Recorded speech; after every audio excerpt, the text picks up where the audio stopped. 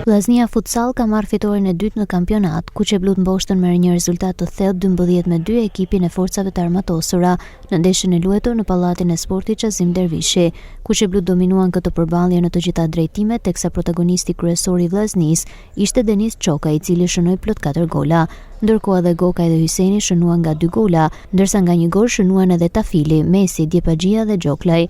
Pas ndeshjes, drejtori teknik i vllaznisë në futsal Arben Xhaferi ishte i kënaqur për fitoren ndaj forcave të armatosura, ndërsa tha se radhën tashmë e ka Tirana. Jam më shumë i kënaqur jo me rezultatin se sa me performancën e gjithë ekipit, sepse kishte vlerësuar kundërshtarin dhe korrigjuar gabimet që kena bërë ndeshjen e parë në shtëpi.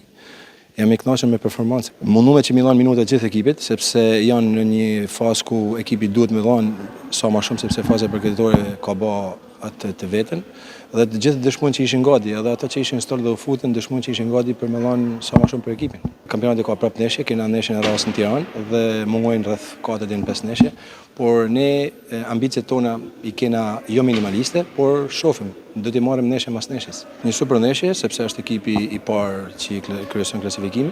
Tirana është kampioni në fuqi, e dina performancën, dina se se çfarë ekipit ka Tirana.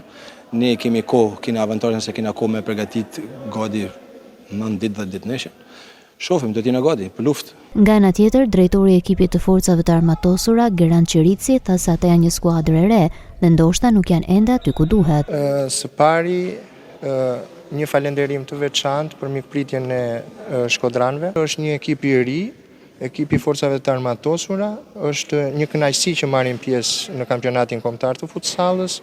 Të gjithë pjesëtarët, lojtarët e ekipit të forcave të armatosura janë pjesë e forcave të armatosura. Promovimi i sporteve, siç e thash dhe më pak më përpara, është qëllimi ynë kryesor. Promovimi i sporteve jo vetëm në forcat tona të armatosura, por edhe në rang kombëtar. Ky është qëllimi ynë kryesor. Kështu pas 3 javësh kampionat, vllaznia e futsallit ka arritur 2 fitore dhe 1 humbje, ndërkohë që ndeshjen e ardhshme do ta ketë ndaj ekipit të Tiranës.